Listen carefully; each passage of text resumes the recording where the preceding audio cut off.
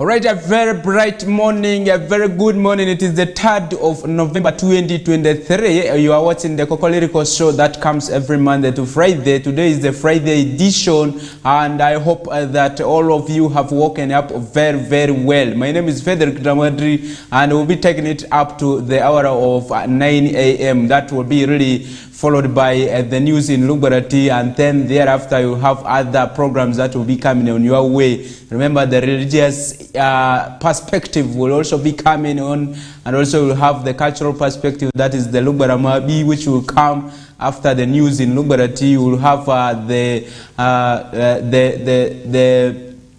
you will have the spiritual aspect, that is the Islamic hour, and then thereafter you have Lemangia that comes and takes you up to exactly midday, and thereafter it will take you to the show that will be well packed and really bringing you detailed analysis of the sports that we'll be having here, and thereafter you will have other programs that will be wind up by the Nilecast that will close the day, and many others that will feature in between. And for those who will really be ready to follow up on this, if you are actually traveling, you can still use your YouTube channels to follow up some of these shows that will be coming on your way, and you cannot easily miss them, because we're the television that is actually accessed on multimedia. You can get all those details from all the platforms, and not only necessarily looking at your screens and so on, but you can use your phone, you can use your computers and so on, really to follow up on some of these programs. And we have a lineup of some of the stories that we'll be discussing here. Remember, this is a topical kind of show that really brings you detailed analysis of what is actually happening within the region, that is West Nile, and also what is happening in the country and then beyond. And remember, the issues to do with development are still a very great discussions shaping all over the local governments in West Nile region. Yesterday was the budget consultative conference for Terego district that was held there in Leju Town Council, and a lot of issues actually came up from that the budget conference. The issues to do with upgrading health centers, the issues to do with seed schools, the issues of poor road network and so on.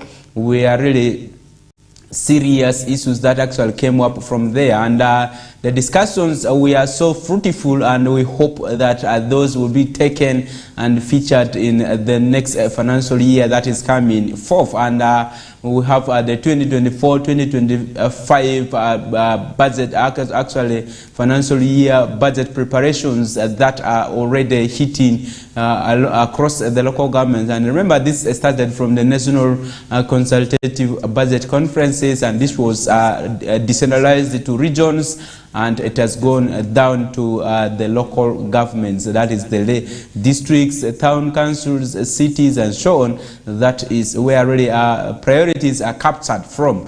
And if you look at some of the issues that are really serious in these budget consultative conferences, most times, and you will see that the issues of social services is the biggest that cuts across the local governments. Talk about health, talk about education, talk about road networks, talk about water itself, and health generally. This is one aspect really that needs really financing urgently. And you realize that most of the health centers, actually most of the health center tools that were supposed to be upgraded to health center 3s have never even received an enhancement in most of these local governments, and that means we have not actually really prepared ourselves to upgrade these health facilities.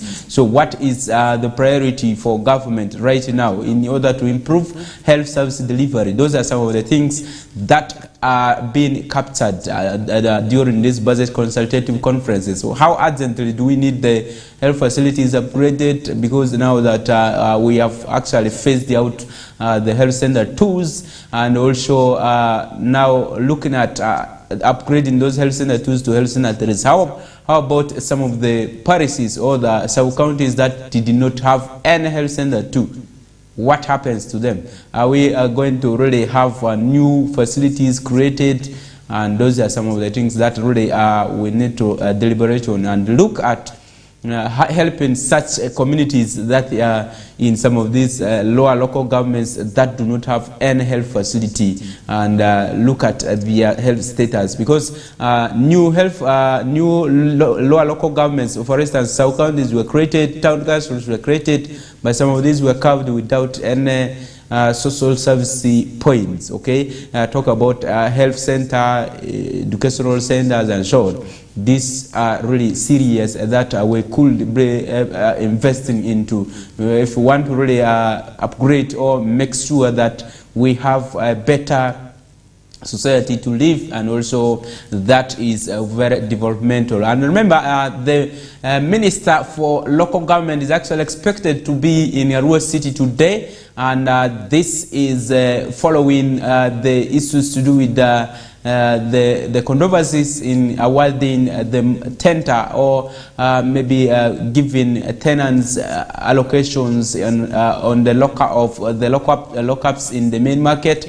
And remember, in July 2022, actually July 2021, that was when the Minister for Local Government, that is Rafael Magezi, actually ordered that really the status quo remains. And that status quo remaining was when really most of the vendors had actually vacated the market and were really trading on the streets. And this was resulting from many people not really accessing their lockups.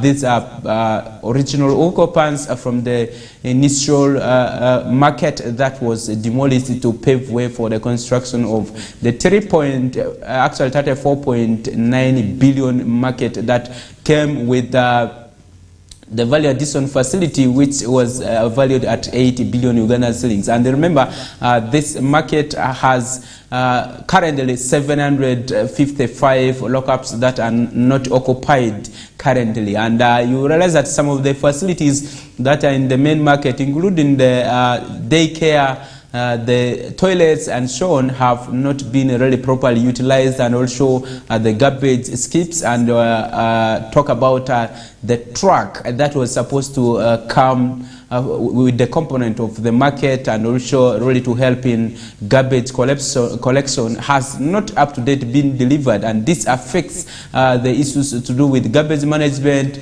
the issues to do with tax or revenue collections in the market, and you realize that the issues to do with the street venting continues to devastate in continues to be to manifest in the city, and this affects the revenue collections and mobilization. And why actually they call for the minister to be here to actually turn off his directive was because actually he ordered for an investigation report that was actually produced by the 10 RCC, that is Dr. Akelo, who was transferred and recently been replaced by another resident city commissioner who is yet to assume his office, and he's been deputized by Ezawaham Zamel, who was the deputy RDC for Arua district. But this is one thing that politicians and vendors have been in loggerheads with, because really chasing these people to go to the market was a challenge, because many people said, no, we don't want to really enter there because we don't know where we are actually going, because maybe for instance my lockup has been taken by another person, and you realize that the person who has assumed being the owner of the lockup at the moment is one person who was actually not known, who does not have any agreement with the city council, and the issues around this are how did these people actually get these lockups, and those are the things that will really be demanding answers from the minister, and also looking at his investigation report, what does it show,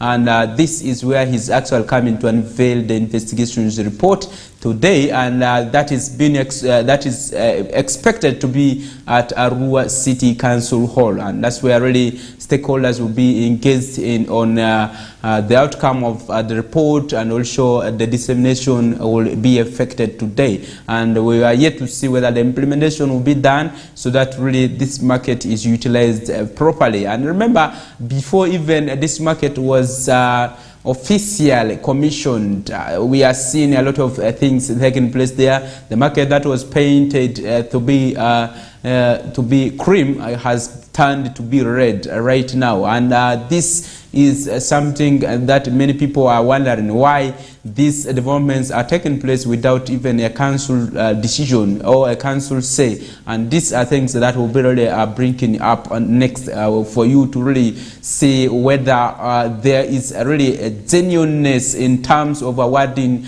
these contracts of doing this kind of work, also whether these agreements were given genuinely and so on. But also looking at the vendors, who is on the wrong in terms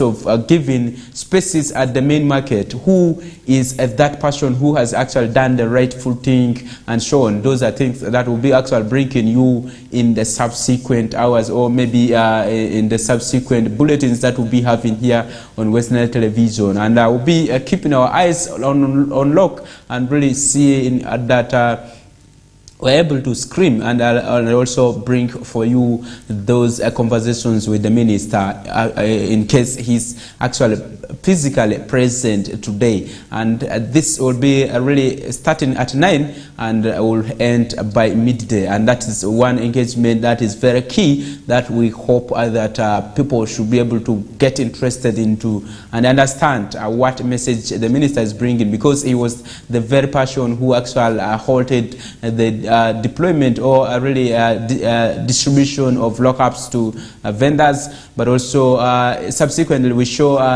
the State House also doing an investigation on to the issues of allocation, the disparities, and also the issues of why people are not occupying the lockups. And the outcome of that report, that was also an investigation that was ordered by the President, His Excellency Yoweri Museveni Kaguta, during his recent tour of the region, has not also been published. And these are two different investigations that were conducted on the main market, and we are yet to see their outcomes. And this is one thing that will be also bringing you in the next couple of days or hours, and that will be here on West Nile TV. You can follow some of these stories that will be coming in the subsequent news bulletins, either in the Yolas, that is in Lugbarati News, but also in the Lemangia, that is the Lulu News, or in the English version, that is the Nilecast, that comes on your way every 7 p.m. And that will be where you'll be able to get more details of some of these developing stories in the region and across Uganda. But let's take a break, but we'll be coming back shortly after a few seconds to really also discuss on some of the issues that are happening in the region, in the country, in the continent. Thank you very much.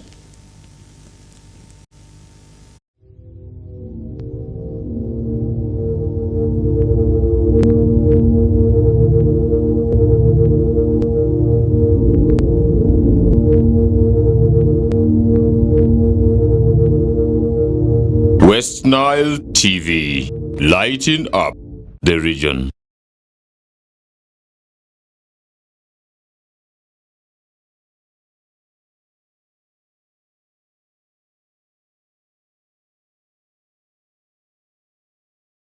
We are the passion you've been waiting for!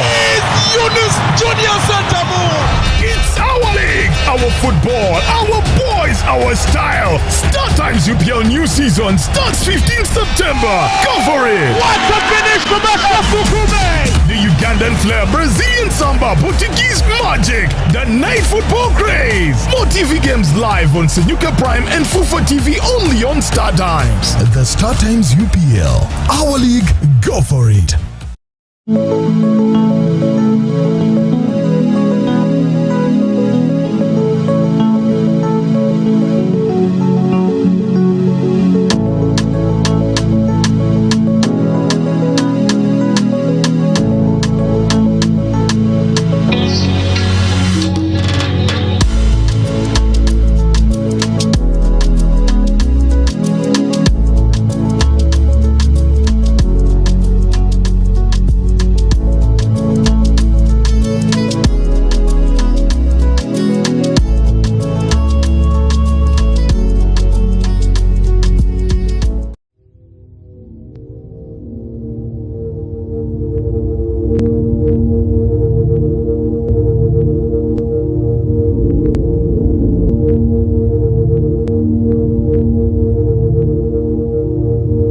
West Nile TV, lighting up the region.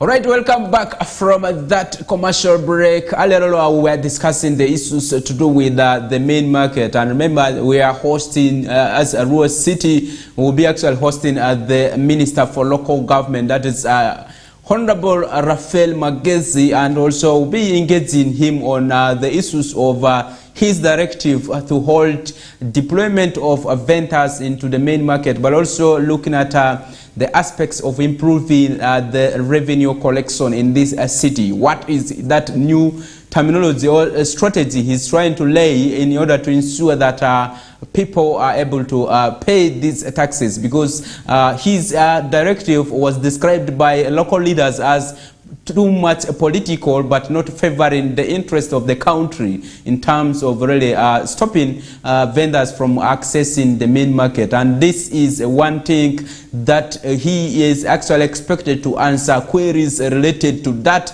but also whether he's going to revoke his directive today. And that is one thing that will be expecting him to really make statements over, but also looking at some of the aspects of making sure that the ministry or the Ministry of Finance is able to also tap in the money that was injected. Remember, this was really a World Bank loan that was got under the Market Agriculture Trading Improvement Program, that is the MATIP 2 project, where Arua City actually got herself 34.9 billion Ugandan shillings, which came with the value addition facility that is that has been constructed in Awindiri, which has remained also like a white elephant. And this is actually resulting to a lot of speculations, a lot of says about whether this investment was done genuinely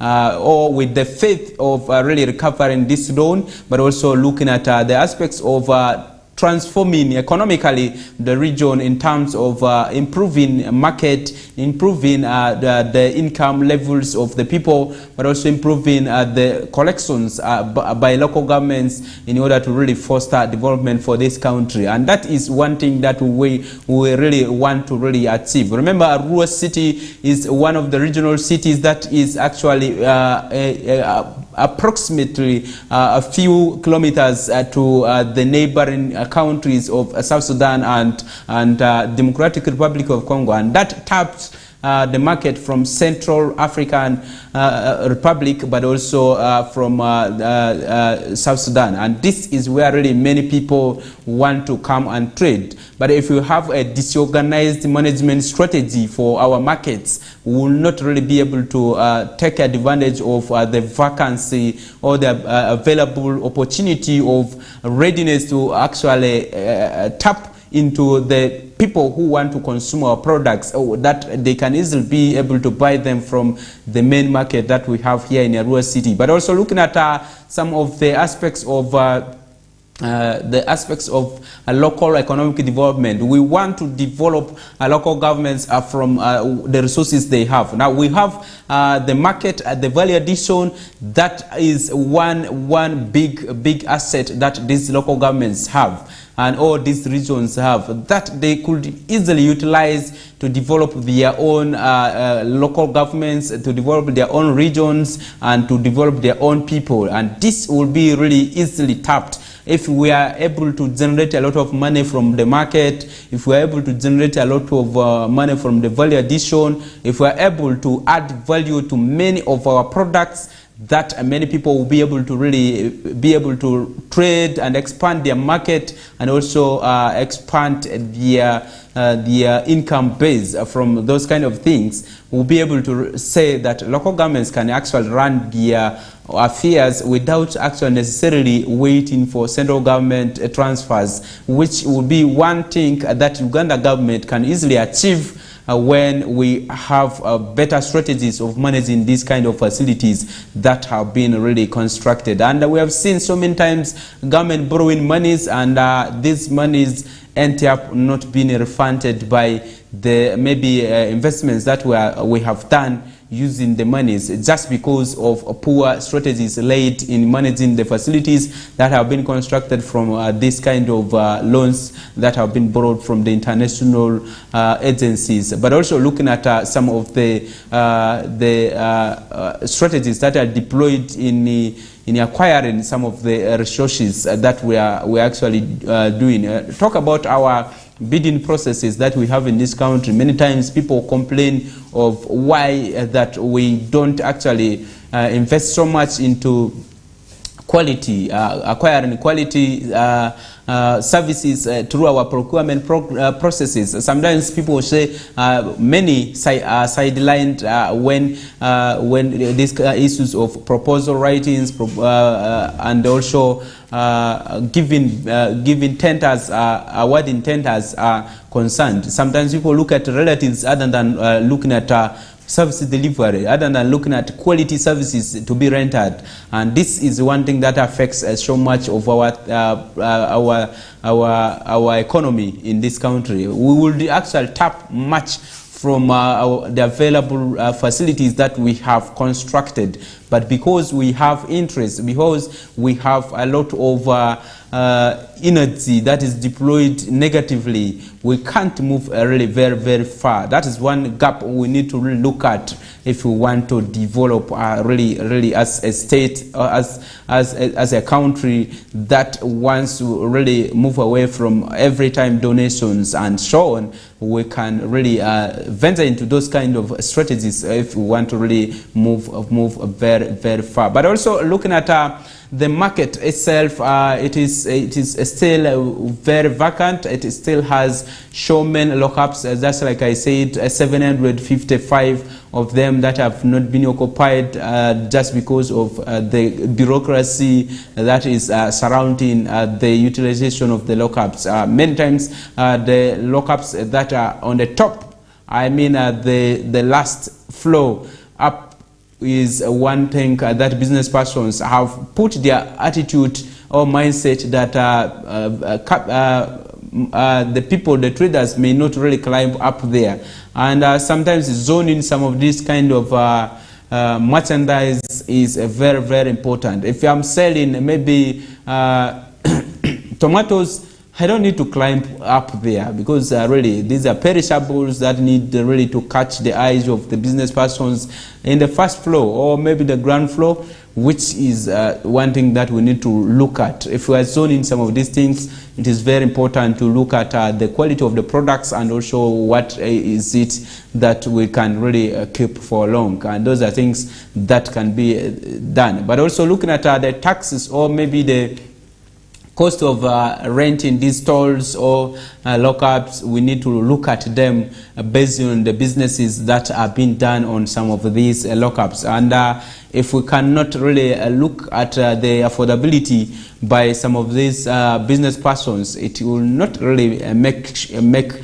us utilize the market, which is already in our amidst, okay? And yet there are people who really want to buy things at ease from this kind of market. So let's move away from that story of the main market and also the visit by the Minister for Local Government. Remember, there are so many other issues that are still also on and that need to be talked about. And this is going back to the issues of infrastructure, the roads that we have in this region. Many people are still actually in dilemma whether we are in Uganda or we are in a Democratic Republic of Congo. And this is coming because of the issues to do with poor road network that we have in Western region. Remember, government since 1914, when West Nile province was actually carved into really from the Belgium Congo to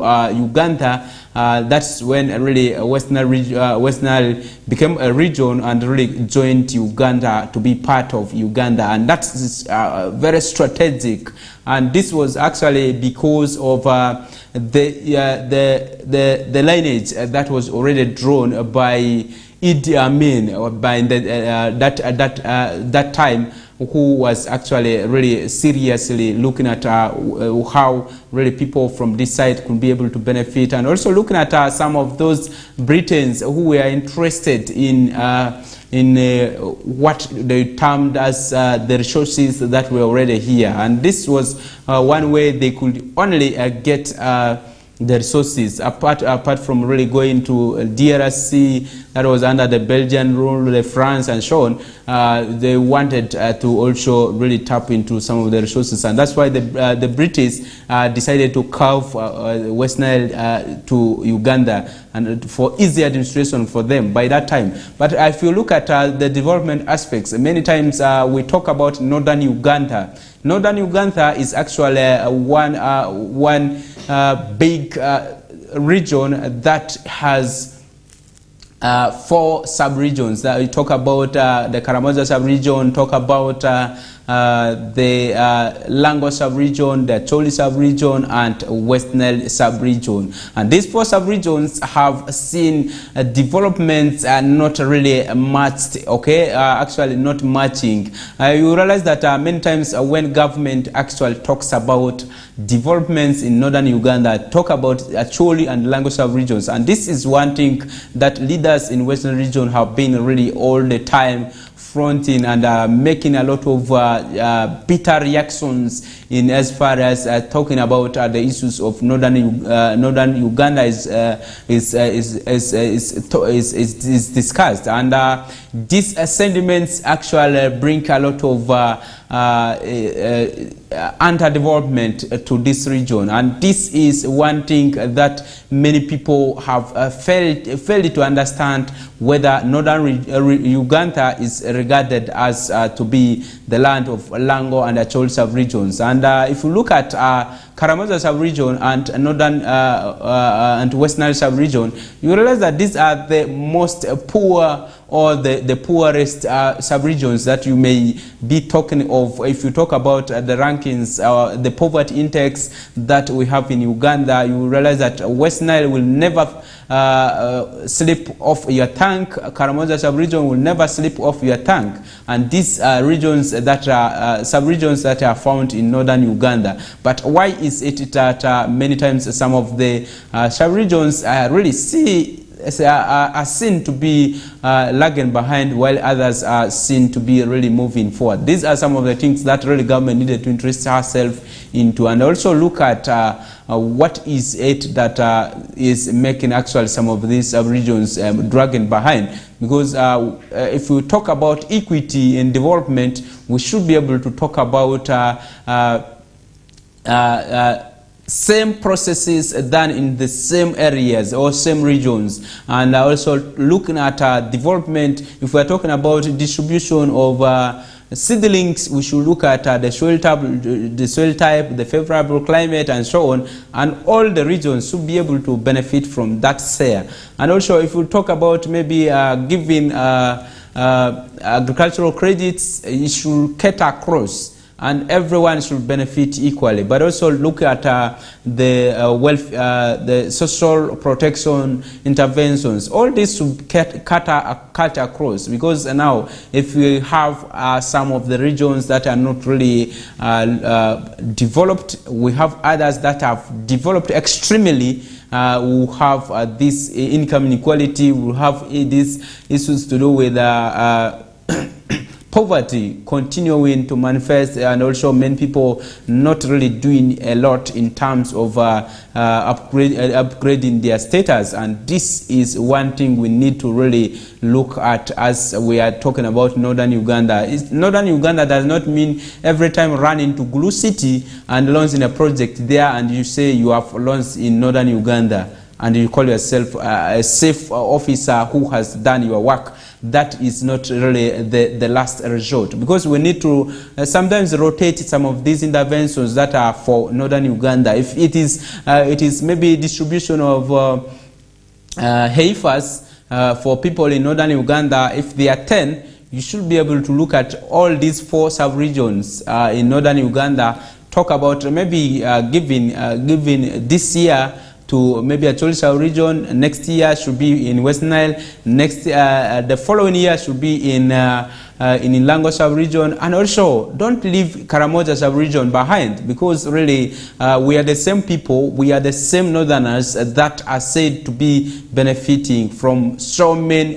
projects. Talk about Nusav, talk about OWEB, talk about many other, the DINU projects. Most of them have not been really catering for some of these sub-regions that are poverty-stricken. And you will talk about most of them being implemented in Lango and the Acholi sub-regions. And this is one thing really we need to look at in order to really see that development cuts across in some of these sub-regions, so that we don't see the songs around poverty coming every time in Karamoja, or actually from Karamoja and also from Western region. And yet we are talking about northern Uganda. Many times when they talk about northern Uganda, they reflect on the Corn War victims. And Corn War victims are actual people who suffered most of them from most of these parts of northern Uganda. And you will talk about West Nile, where we have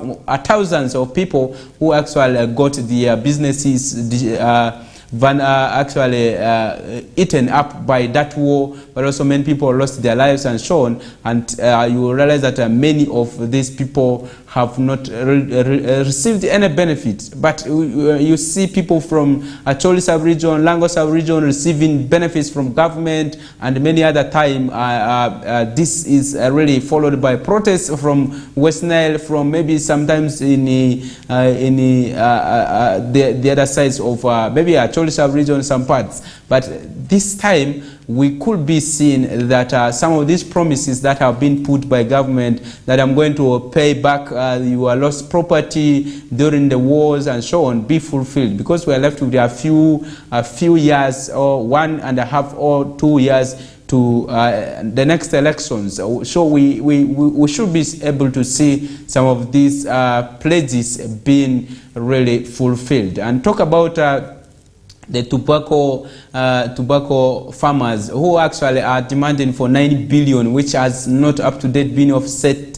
And this was because really the company that came to buy tobacco failed actually to give people's money back. And this is one thing we feel like it should be really wanting to motivate the farmers, since government actually had pledged to offset these monies. And we have seen in some parts of this country that people have already gotten the monies. What is it that West Nile has also not really gotten this money from government? And those are some of the things that our leaders should be able to really push for, because the entire country is actually dependent on mostly agriculture. The agriculture that we are talking about, value chain addition, addition, but also looking at the market itself, the issues to do with raw materials that are grown. Talk about coffee, which is grown across the country, and that is next to tourism in terms of increasing the country's gross domestic tax and also the income of the country. That is all the investments under agriculture. So we should be able to really make sure that the farmers are not demoralized. We should be able to really make sure that they are really well catered for in our programming. They are able to enjoy the leverages besides the incentives that government has given, the tax waivers government has given to them. We should be able to motivate them more and more to venture into agriculture. But the road network that I earlier on talked about is still really a challenge. Talk about the road from Goli to Vura Customs, and this road that is in Zombo district to Arua district is still in a horrible state. And I earlier on actually told you that this is a road that links two markets, two big markets across the border. That is the Kampala market and also the Kinshasa market, that is in DRC. This is where you can be able to invest much. You can be able to cement a relationship in terms of businesses, in terms of foreign exchange, in terms of many other benefits that we could be able to enjoy. The two governments are actually supposed to really invest into this construction, and I hope that since this road was also featured in the Uganda National Roads Authority strategic plan, and also one of their priorities that they said they're actually going to start working on the road, we hope that they are going to work on it, because many times we have seen trucks getting stuck on the road, and also a lot of gullies have been really formed away from really potholes. They are now seen to be gullies because really water has accumulated as if they are wells that have been really running on these roads. And that is one thing that really, if it is tapped on, it can be really of great importance. Talk about the road from Manibe roundabout, that is on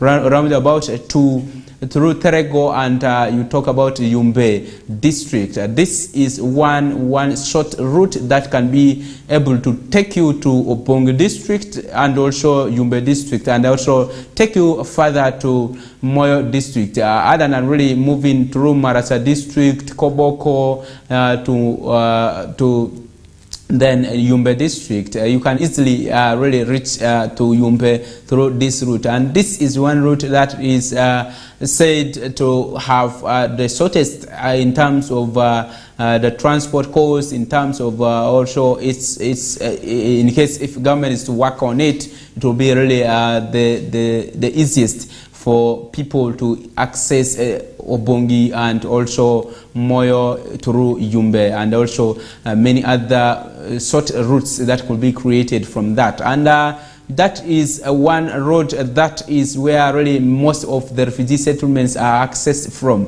And if you talk about moving to Madiokolo, the easiest for you to reach Rhino-Kembe refugee settlement is through this route, but also reaching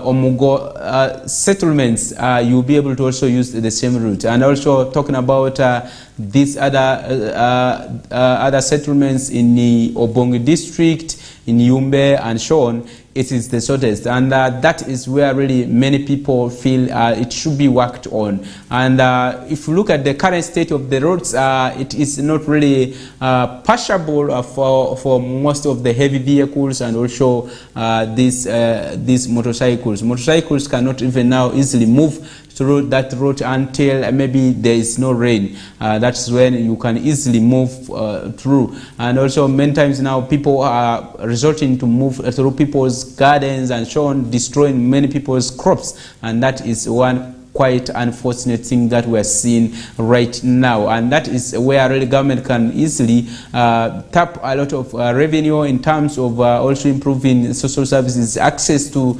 services from one district to the other, and these are roads that are under the Uganda National Roads Authority. So venturing into them is another key and important area that our country can be able to really talk or look at if we want to really do much in terms of really improving access to services, in terms of also really looking at the strategic plans, or really how economically viable we are able to tap something from that. And those are really strategies that we are aware that government can easily come in to maybe repair or ensure that a road is upgraded. Government looks at the economic value of such roads, and also looks at some of the other aspects of how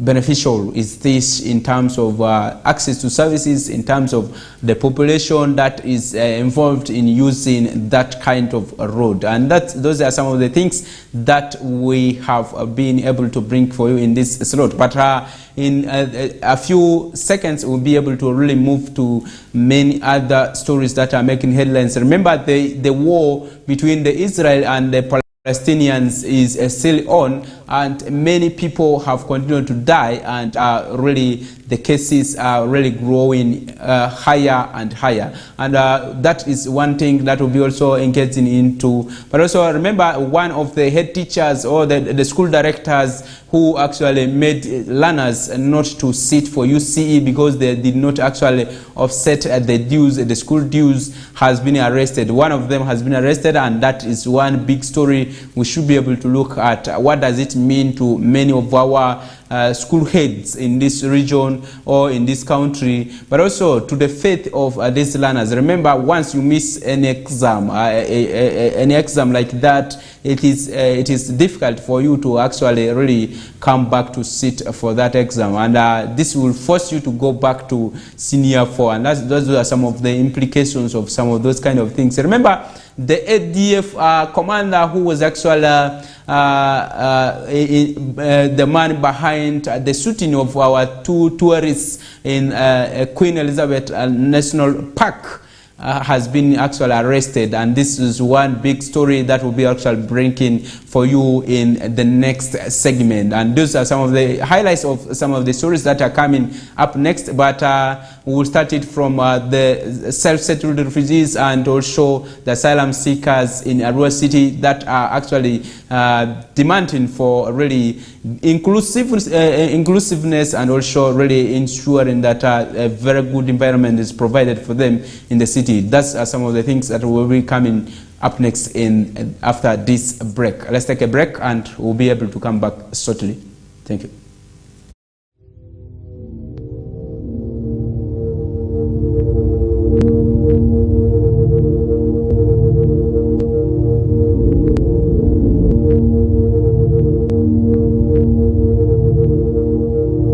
West Nile TV, lighting up the region.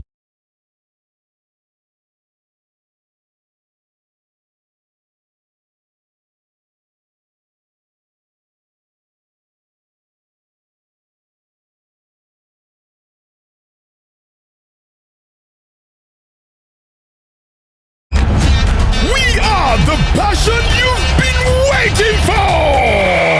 It's Junior It's our league, our football, our boys, our style. Start Times UPL new season starts 15th September. Go for it! What a finish to the Ugandan flair, Brazilian samba, Portuguese magic, the night football craze. More TV games live on Senyuka Prime and Fufa TV only on Star Times. The Star Times UPL, our league, go for it.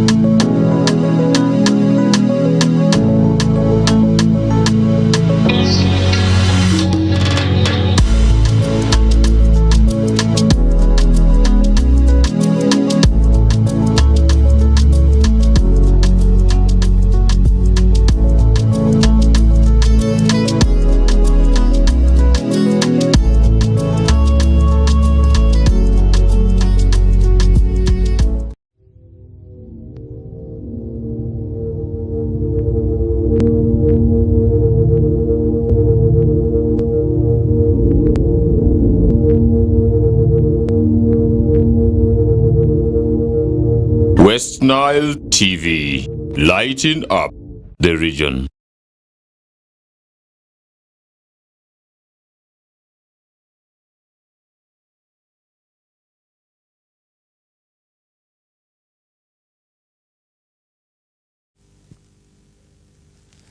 All right, welcome back from that commercial break, and remember, there are so many stories that are now running here, and I want to really break them here right away from you, for you actually to understand, and you need to understand really what is actually going on around you, and then what you need to do as far as preparing yourself for some of these issues that are coming around. And let's move straight to the inclusion of the self-settled refugees in our local governments and also the asylum seekers. Remember, Arua City is one of the local government that has been really battling the challenge to do with the self-settled urban refugees, but also the asylum seekers, including the immigrants, and many of them have not been really catered for in the planning processes of the city. And this was really one thing that had actually affected a lot of services that have been delivered in the city,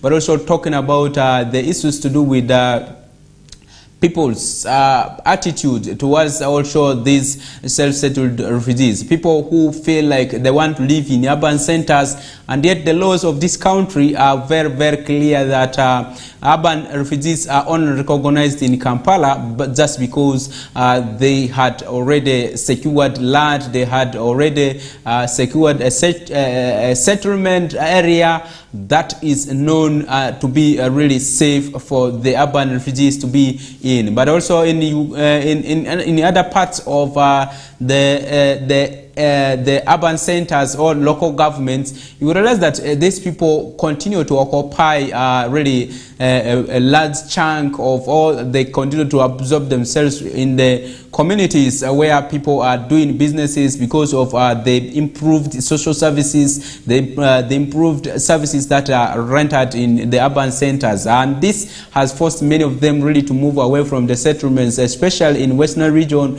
You may talk about the refugee settlements in Palorinya, in Obongi, in Terego. You may talk about the Rhino Camp, refugee settlements that caters across Terego and Madio Kolo. You may talk about those in Swinga, that in Yumbe, Bidibidi. You will have all those, and also many others that are in Koboko. And those are some of the areas where you have the refugee settlement areas and centers. And from these camps, you realize that some of the refugees who feel like they have some capital, you remember, these are not all vulnerable persons. There are some of them who have businesses at their home countries, and this include the refugees from South Sudan, and also those from DRC. You have Eritreans, Tanzanians, Somalis, Ethiopians, and many other nationals who are here in Uganda.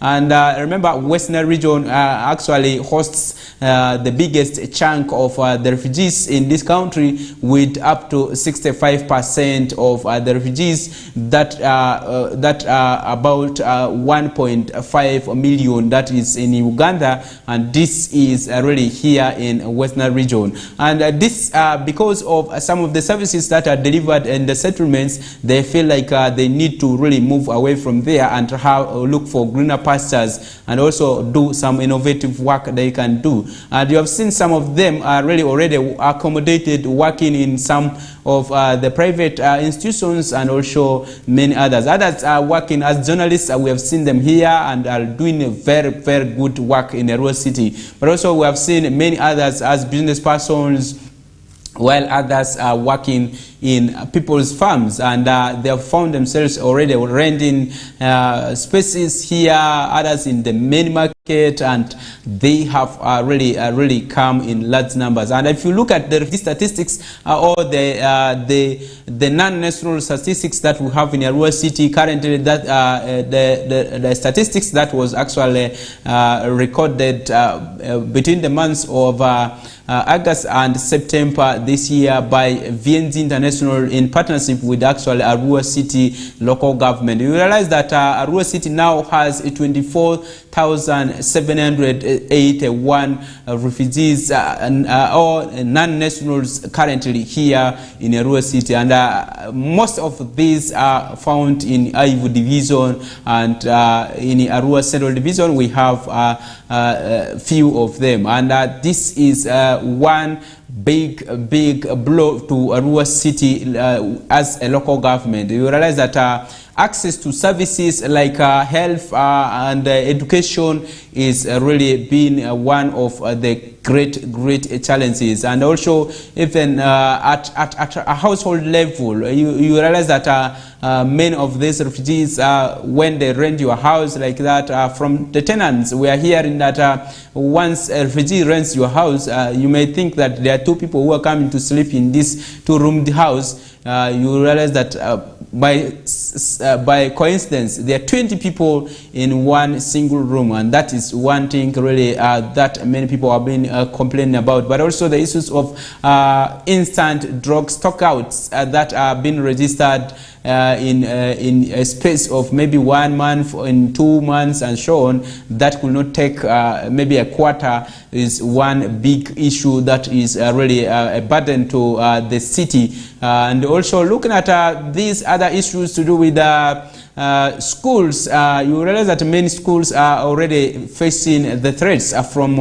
the huge number of learners that are in these schools, and also the infrastructural challenges now come with these kind of things. And those are some of the things that are coming. But we are able to really spot one of the refugee leaders who actually said a lot in terms of their stay in Arua City and their experiences in terms of engaging in businesses, in terms of accessing social services, in terms of what opportunities they have seen in Arua City that they could be able to tap in order to be really economically viable, also to develop this economy. Remember, when these people also venture into businesses, they are able to pay taxes to government, they are able to also look at some of those innovative ways of developing themselves. They are able to go back with the profits, okay?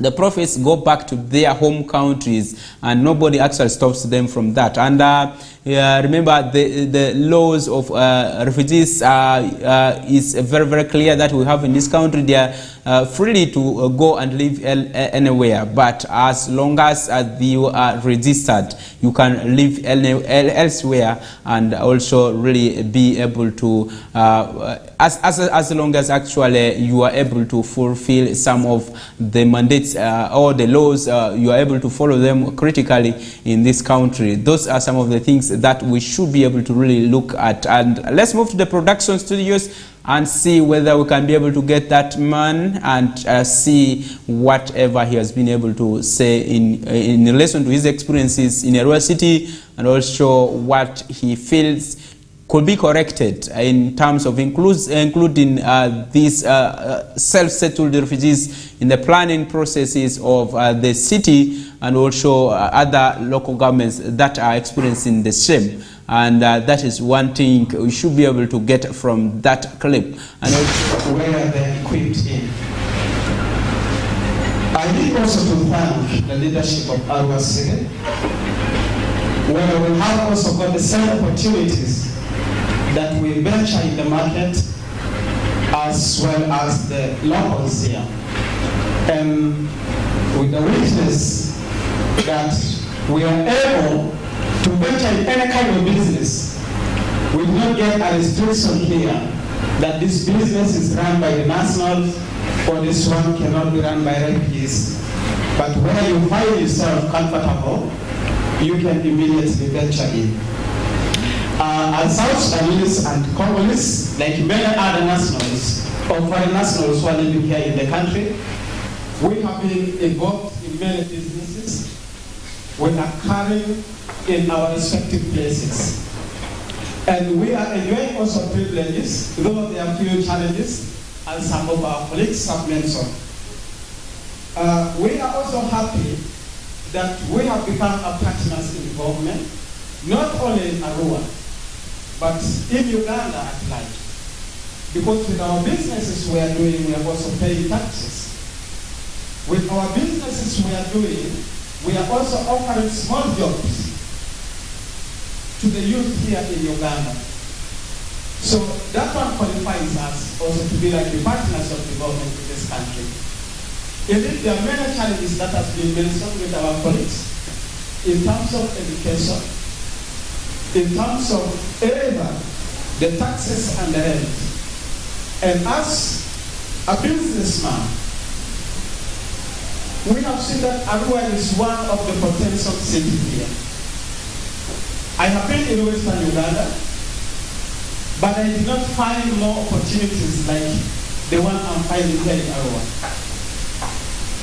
Because running business in Western Uganda seems to be more expensive and hard.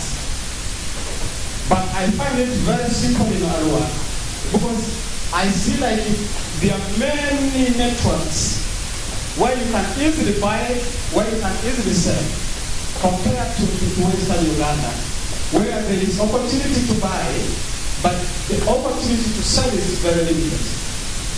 But the main challenges we're experiencing here as a business group is, of course, a lack of enough capital. We don't have enough capital, and we find ourselves outcompeted every time. We cannot have bigger businesses, the one we project, because we don't have access to the bank and get loan, as our colleagues have complained, which is normal everywhere. There is nowhere you can go without any collateral security and someone grants you money. No one can do that. It is a challenge to us, but it is a call again to the government and the partners that are concerned with the refugee issues to find possible solutions where refugees can have access to financial privileges. The issue of the taxes, me personally, I did not experience it in my personal business, like I am overtaxed more than anyone. I don't really complain much about it. The other challenge I've seen is the issue of access to get house for business. For us here in the market, there is a bigger challenge we're experiencing here, where mostly the brokers are taking leads when coming to rent. So you find the owner of the house is giving you the house at either 300, but you will not get it directly from the landlord. You will go and get it from the broker who will double it to 600. So this is the bigger challenge we have here in the market. And of course we don't have access to the landlord, but the brokers we do have the access. So you find at the end of the day, what you invest can be given off for rent. So if there is a possibility that those challenges can be addressed, let the issue of the rent be open for us all, let everyone have access. If the bigger brokers, of course, will do their job, but at least let them do it in a professional way, that they get the job and it should not have us out. Thank you. One challenge, this one is to the farmer side. For us who are involved in farming, we have a farming program we're running, and we have been collecting data from the colleagues who have been there before. Some of the landlords are not also transparent now. You can agree, after clearing the land, then the landlord will decide to take away the land. This is one of the problems our friends are suffering with, more especially in the camp. So, if more awareness to people in that, so the argument can be found, it will be very well. The last challenge, we are calling for the protection of our businesses here in the town. Our businesses are offering jobs to this youth in the town, but some of these youths are not really respecting their profession. They end up penetrating, they steal everything, and there's no possibility, no often you can see this person can pay back this money. So we don't want to work alone. We need this youth to help us. We need to also to transform their life. So let them also partner with us in a good way, and let us contribute to the development of this country. Thank you. Thank you so much. All right, that is it that we could be able to really pull out and really share with you from the experiences of the refugees and the self-settled refugees, the people who come from actually the refugee settlements or the camps that are designated for them really to come and settle in some of these urban centers. And that is one great experience that you could be able to really hear. And they have actually said a lot of things. You should be able to note them there if you have been following it keenly. You have heard about the issues to do with the free businesses, business environment that has been given to them, the inclusivity in terms of people accommodating them, giving them houses to rent, no discrimination at health facilities, and also the issues to do with schools and the challenges that have been actually highlighted in the issues to do with government to waive actual off the issues to do with a different charge on school fees for non-nationals. They actually advocating that that should be actually removed so that they are able to actually study for at the same rate with the nationals. And that's one key issue that has been posted to the local governments, and we're here to see whether this can be really able to do. I don't know if this is a policy issue, and we have different schools that we have in this country.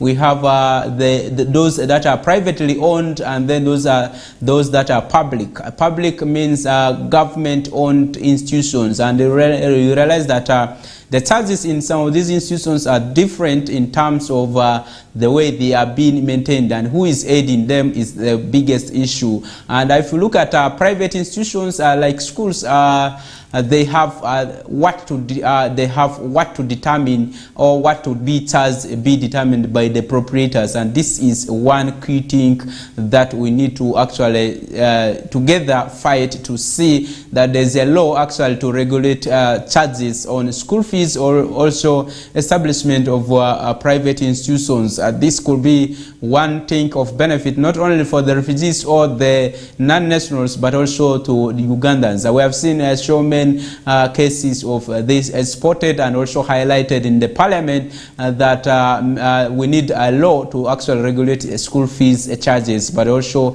looking at some of the aspects of how we should be able to see that who actually qualifies to put in an institution, what are the requirements, and in case somebody fails to fulfill them, what are the implications, because we are all teaching Ugandans. These are not really family children that you can handle in your own way, that they are going to do things in a way that you just want them to do in your institution. And we need really to fast track and also look at some of those kind of issues to be done properly if you want really to achieve more and quality education in this country. Remember, Uganda is number 166 out of 195 countries across the world. That means out of all these countries, we have only left behind a few of them, just 20 something, that actually 19 of them actually, if we look at that statistics critically, 19 or 20 something that we have been able to left behind. So in terms of quality of education, we need really so much to invest in education. In terms of the syllabus or the curriculum that we're using, but also in terms of looking at the structural base, the infrastructure generally, but also the teacher quality, and also looking at some of the aspects of technology that is used in Uganda in delivering the information. And those are things that we need to really look at, instead of really all the time talking about the history of Berlin Conference, the guerrilla wars, the what, and also the and many others that you may talk about, the Napoleon Bonaparte, how they were doing things. This does not add value to whatever we actually do, what we need to be innovative of and so on. It doesn't add any sense right now. There's no one who is there to write history now, because history has been written. So it is only that we just need to update history instead of really writing a lot of histories again and again. Looking at literature that was written some 2000 years ago and so on, and we continue pumping this to a child who is currently now looking at how the whole economy or the whole globe has become to be a globe, a village. Okay, a child is thinking about that. For you are still thinking about how the Islams came to Western Uganda, how they were able to capture Western Uganda and so on, who were the leaders and so on. Those things you are still reading them, when a child is now looking at how do I actually make somebody from mud and is able to breathe. Okay, those are things that people are advancing, trying to look at what they can be doing innovatively. Now you are still looking at history that was done some time back, praising some of the old ancestors who were there and so on. What sense does it have or carry in your experience that you'll be able to really utilize so much? And those are some of the things that we need to really look at as we are designing a curriculum. We should be able to look at the long-term impact of this, and also look at how creative or how beneficial is this curriculum we are designing for the economy of this country, and also really be able to look at the quality that will be generated from that kind of thing. And if you look at the self-settled refugees or the self-settled non-nationals who are in most of these urban centers, you realize that planning for them is made difficult because most of these local governments do not have the authentic statistics, and this being done by VNG and Arua City has been really approved, and is now working. And this is one of the lobbying tool for Arua City to really ensure that it is incorporated in the financial year that is 2024-2025, where really at least there will be an aspect of funding those priorities that are tailored towards improving the budget line for Arua City, to ensure that at least these people are being put in the planning process, maybe in the health centers, in the schools, in the markets, in many other centers that will be coming there. And remember, the Arua City actually secured recently over 3 billion Ugandan shillings that was coming as supplementaries. But out of this, there was a part of this money, that is 375 million Ugandan shillings, that came from a partner, that is the United Nations Capital Development Fund, and the financing forcibly displaced people project that is targeting these self-settled refugees and the immigrants in the urban center. And part of this project is actually going to finance the construction of multi-complex facility that will be actually there to cater for the issues to do with the innovations, creativity, the issues to do with the public library, the issues to do with the conference halls, the issues to do with internet cafes, stalls, office spaces, and this will be a two-floor storage facility that will be constructed at the current public library spaces, and this is one area that will be really beneficial, and that is why data is very, very important for all these local governments if they want to really achieve the motive of inclusivity, and also really attract partners. They need to really have the data, and that is the beauty of this data that was disseminated, and that's why Arua City was able to actually get this 375 million Ugandan shillings for the activities of the forcibly displaced persons, forcibly displaced people who are already settling in the city. And this will look at the issues to do with getting the challenges in terms of engagements in through dialogues, and also having trainings for some of these urban self-settled refugees and immigrants, but also giving them a capital to start up businesses for them to really start earning a living, to also really benefit the host communities or the people who are working or trading with them here in Arua City. There is that aspect of also having some money slotted for empowerment for the people who are giving rooms or good environment for the people to live in these urban centers. And that is one aspect, key area that is very, very important for the local governments, for you to be recognized, even if not by legal processes, but by other partners who want to venture into helping you as a local government. You need to look at first the issues of data, but also incorporate these people in your planning processes, and that's where really a government is looking at funding priorities that are of inclusive nature. And that's why we have gone away from sector-based planning to a program-based planning. So that is where really the views of the minority are catered for, and it is from this point that many other local governments should be able to really invest so much into data, and also invest so much into dissemination of information to this kind of persons, so that they are able to also boldly come out and disclose that we are here, we are staying, we have this association that we are under, so that it is easier to really tap into these kind of persons who are in the in dilemma, or who have settled by themselves and are not recognized by the law of this country.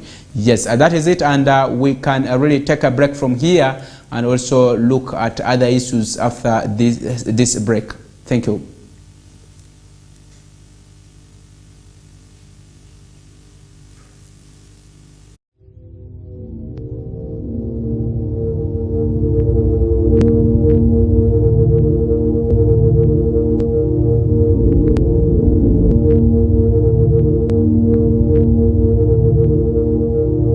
West Nile TV, lighting up the region. We are the passion you've been waiting for! It's Yunus Junior Santamu!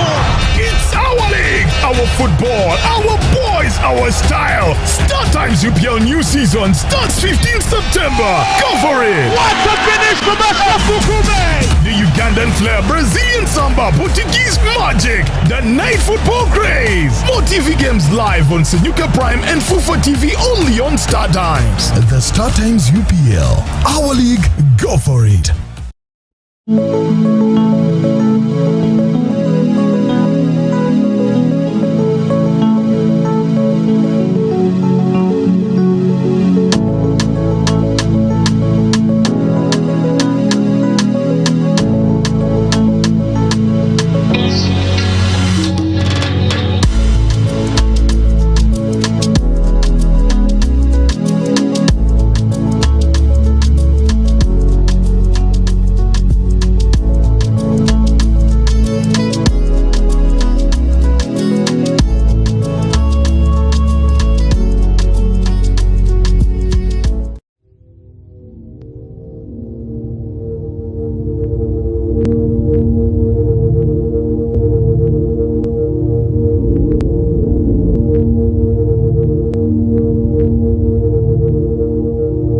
West Nile TV, lighting up the region.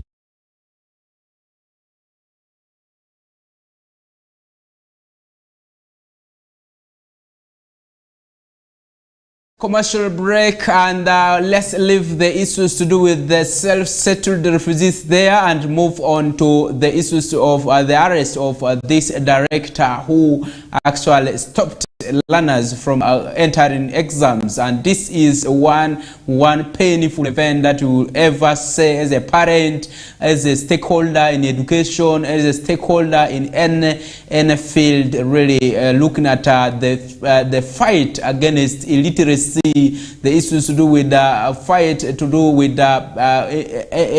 changing the lifestyle of really one person who wanted to study, and really pulling them out of exams and saying, if you have not really paid, if you have not given my money, I'm not going to allow you to sit for exams. Why is it that this is still happening in Uganda? Really, are we not really empowered now? Are we not really somewhere now? Because really, if I sit for these exams, the results I will still come and get them from the school. What is it that we should be stopping learners from coming for exams at this particular time? And that is really one key story that is really making rounds in this country, and really making people to feel like they're shivering because of this kind of step that was taken by the director of one of these schools. And this director was arrested and remanded by police, and this is one key area that we should be able to really talk about. People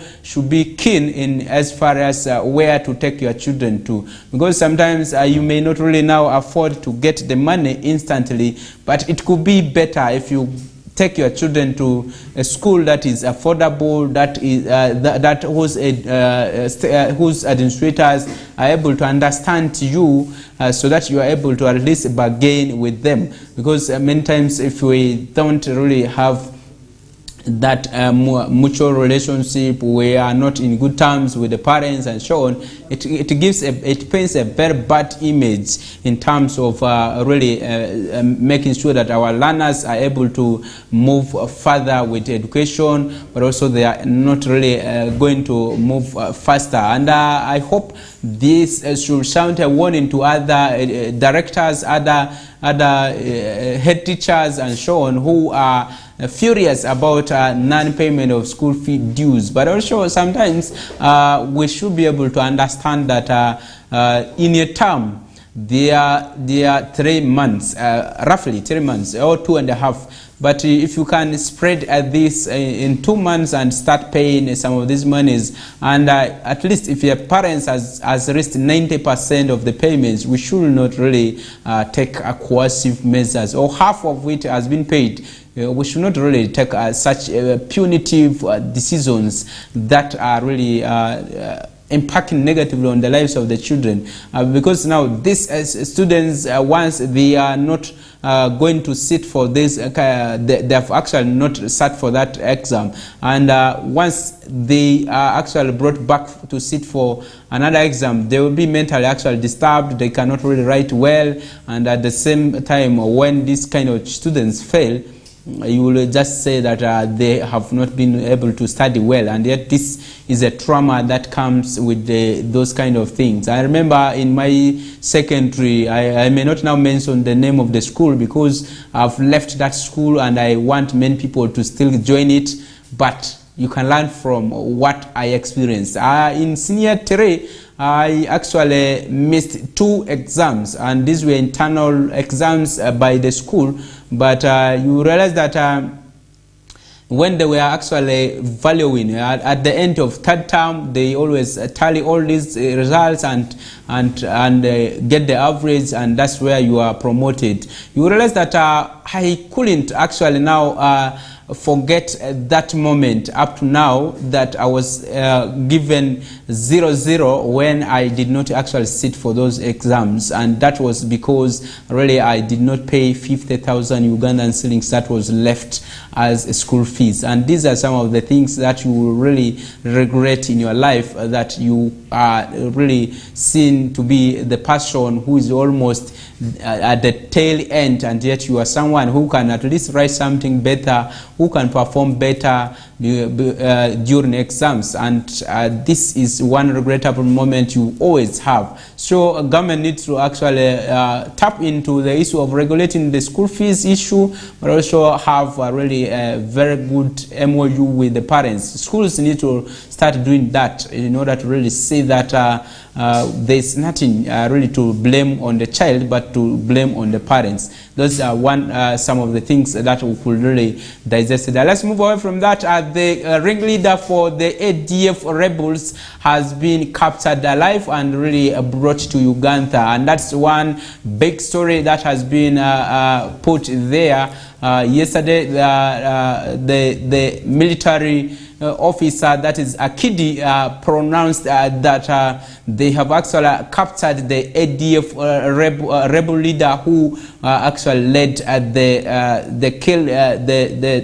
the shooting of the two tourists that we had lost in a national park, that is the Queen Elizabeth National Park, that is located here in Kasese district in Uganda, and also really one of the drivers who is a Ugandan national.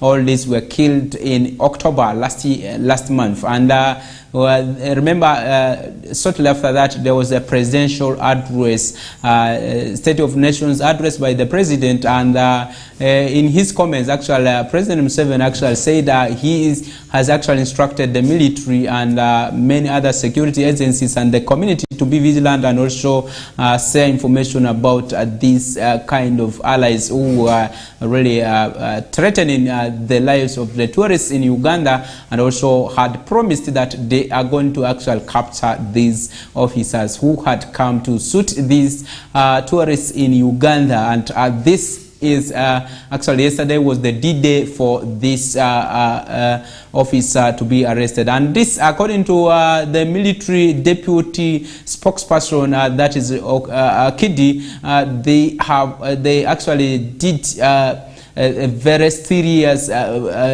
exchange of guns, and also the fire exchange really resulted into shooting of 6 of the rebels, and one of their commanders that is already captured, that is called Njovu, was captured alive. That is after hitting him on the back with the one bullet, and he fall down, and that was when they were able to really capture him alive. And this is after him dodging the bullets from the shooting of the 6 of the rebels that were really spotted in one of the thick forests in the DRC. And that is one big story that is said to be actually a success story for Uganda People's Defense Forces. And the UN actually commented UPDF for that instrumental gesture that they have actually deployed, because really, if you have tourists who have come to your country and they unfortunately are pronounced to be dead in their home countries, that is really one unfortunate thing that can even threaten the tourism sector in an economy, and really can really reduce your income levels as a country, but also people who are yearning to come more to look at what is happening in your country may not really be able to come in large numbers to really see some of these developments that you have. And that is one big story that has been really making rounds, and since yesterday up to today it is still making a lot of rounds. And that is one thing that will be not really leaving you behind, as the viewers of Kokoliriko want you to be updated with this kind of stories, so that you are able to know what is happening across the world. And remember, there are so many key strides that really UPDF has made in as far as the war that is the M23 rebels, the ADF rebels that are being really serious on the necks of Congo, okay, the DRC, and also the neighboring countries. Remember, the fight has always been on the raw materials, or the raw materials that are found in DRC. Remember, DRC is named to be the largest African country in terms of the volumes of untapped raw materials. That is estimated to be 24 trillion US dollars, and that is a very big money in terms of the local currencies. So if 24 trillion raw materials, trillion US dollar raw materials are still untapped, that means DRC has a lot to be exploited and also to really reap from, and that is one thing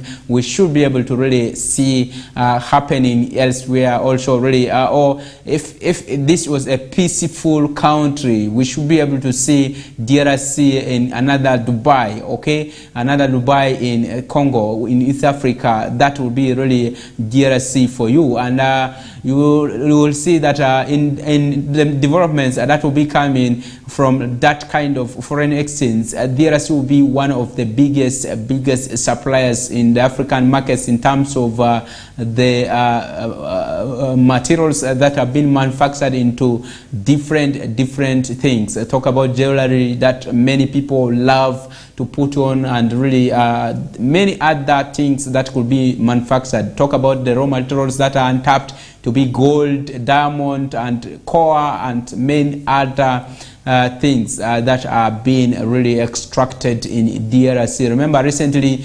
the peace mission that has been put, the UN peacekeepers that are on ground have actually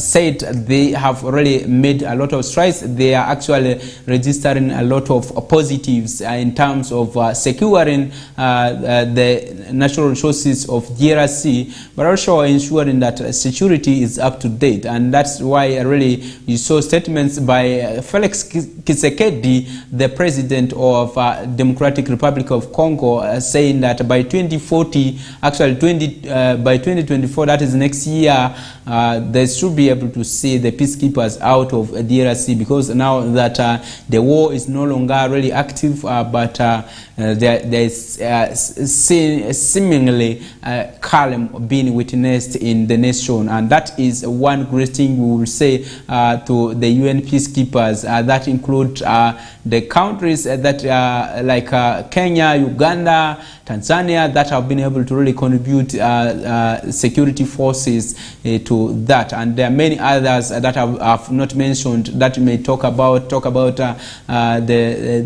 Tanzanian army, the Rwandan army, and so on. Many others that have come all the way from South Africa to really help in this war, and that is one thing that we'll be able to talk about. And as earlier we said in some of the shows, that it is very important to be vigilant in terms of, and also in strengthening surveillance is one great thing if we want to defeat war. War nowadays is by intelligence. Intelligence-led operations are done not by moving with guns all the time, but it is just by disseminating information as quick as possible. That is one way we can be able to win wars in the modern era, and that's how this ADF leader chief has been actually really captured. And that is one big story that we can leave you with in Uganda. Let's move away from Uganda to Gaza. That is the war between the Israel and the Palestinians. Remember, this war has continued, and you will realize that many people have continued to die in either of these nations. And from the reports that we have just received a few minutes ago, that is close to now an hour, we have seen that this war is still really continuing. We saw that yesterday, actually this morning at around 2 a.m. We show a lot of fights really continuing. That 4 of the Palestinian soldiers were actually killed in that airstrike and the gunfire exchange, which has really continued to devastate Gaza. And this is one key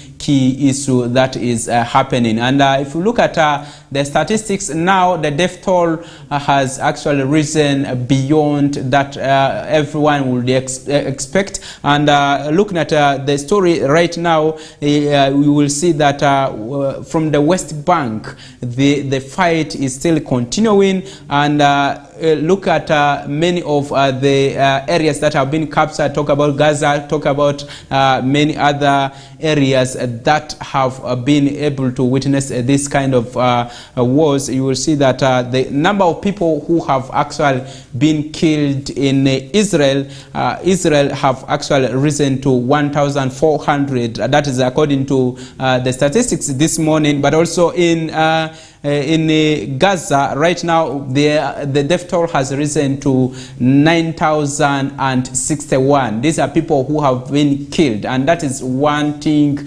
what we have really continued to see. And you know, the misery that comes with the issues to do with war, and where children can easily be killed, women, orphans, and many other people being left helpless, and a lot of property being destroyed in these kind of things. And those are things that we may not really be able to call to happen in our nations. And because really, if you look at a war is one thing that one big thing that even starts from at individual level in your home. Like for instance, even a father and a mother are fighting, you see 2 clans already coming into conflict, and this escalates into a bigger fight that we always see. And these are things that we want to see nations or societies avoiding as much as possible in earlier stages. And those are things that we should be able to see. And in all these fights, you will realize that 19 soldiers have already died in this war, and that is one thing that is very, very touching right now. If soldiers are dying, if civilians are dying, that means that war is really, really so heavy. And you realize that many times when such things come, they come with a long-lasting impact. Many times trauma is there, and also the aid that is extended may not be enough or may not be adequately enough to really rescue a situation at such a moment. And those are things we need to really see, and we need to streamline as nations. Or maybe the international bodies that are supreme, where some of these countries subscribe, we should be able to see that they prevail.